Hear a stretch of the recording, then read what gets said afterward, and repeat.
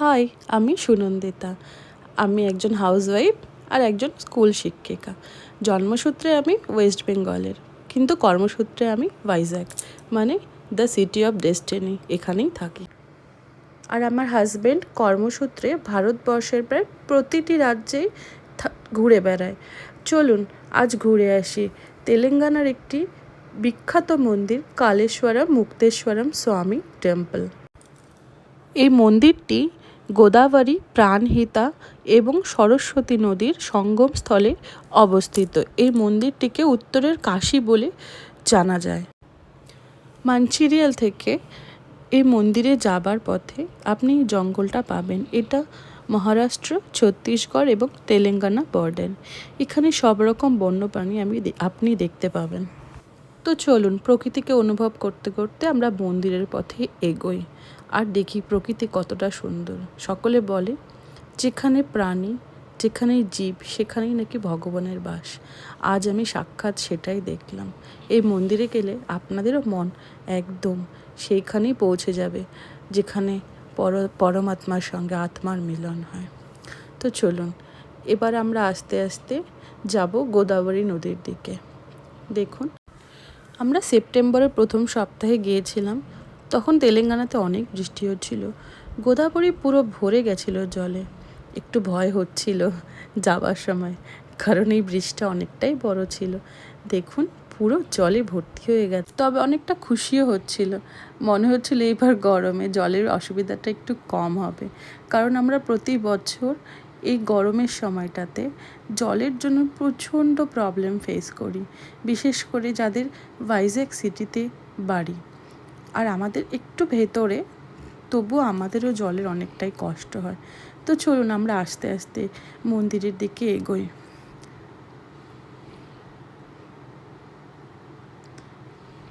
এটা গোদাবরী ঘাট। এখানে পুরো রাস্তার দুপাশে দোকান আছে। এখানে পুজোর সামগ্রী নিয়ে মা গোদাবরী গঙ্গাকে পুজো করে তবেই মন্দিরে প্রবেশ করতে হয়। দেখুন এখানে অনেকে স্নান করে তারপরে মন্দিরে পুজো দিতে যায়, কিন্তু আমরা যেহেতু বাড়ি থেকে স্নান করে গেছিলাম আর মন্দিরে অনেকটা কাছাকাছি আমরা থাকতাম, সেই জন্য আমরা স্নান করিনি, এমনি হাত পা মাথায় জল দিয়ে তারপরে মন্দিরে গেছিলাম। দেখুন তখন ঝিরিঝিরি বৃষ্টিও হচ্ছিল, অনেকটাই মেঘলা আকাশ ছিল, একটু ভয় হচ্ছিল, অনেকটা জল সামনে চলে এসেছিল নদীর। এবার মন্দির সম্পর্কে কিছু জানা যাক। আসলে মন্দিরটিতে দুটি লিঙ্গ রয়েছে, একটা কালেশ্বরম, একটা মুক্তেশ্বরম। কালেশ্বরম মানে লর্ড শিবা, মুক্তেশ্বরম মানে লর্ড ইয়ামা। মুক্তেশ্বরম লিঙ্গে একটা বড় ছিদ্র আছে। সকলে বলে এই ছিদ্রটা নাকি গোদাবরী নদীর সঙ্গে যুক্ত।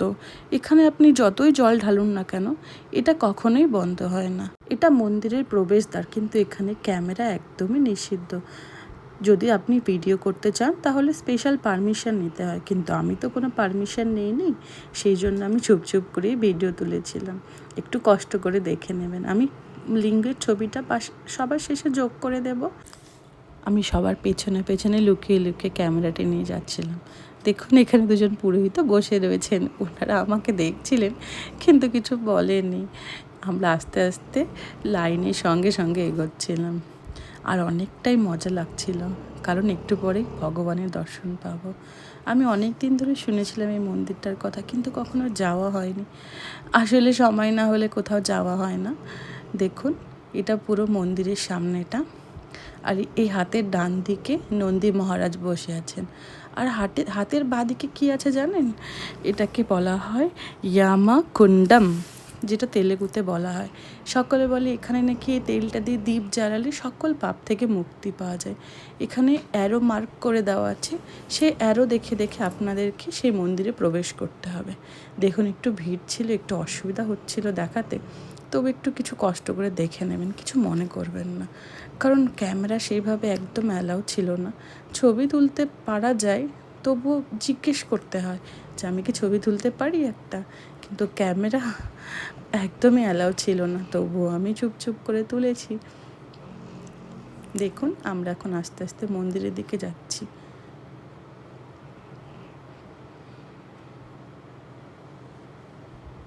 এখানে নন্দী মহারাজ এটা সেকেন্ড নন্দী মহারাজ। আমি 4টের ছবি তুলতে পারিনি, ওটা ফার্স্ট ওয়ান ছিল, এটা সেকেন্ড ওয়ান।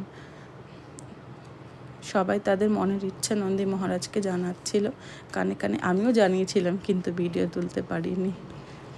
আর মন্দিরের গর্ভগৃহটা আপনাদের বাইরে থেকে দেখাবো, একদম হালকা, কারণ ভেতরটাতে তো একদম ক্যামেরা অ্যালাউ নেই, আর আমার কাছে পারমিশনও ছিল না। ওই দেখুন, ওটা মন্দিরের গর্ভগৃহ, ওখানে সবাই, আমিও গেছিলাম। আর এটা মন্দির থেকে বাইরে বেরিয়ে এসে এই যে মন্দির, এই যে লিঙ্গের ছবিটা, আর এটা একটা এখানে ভজন হচ্ছিল।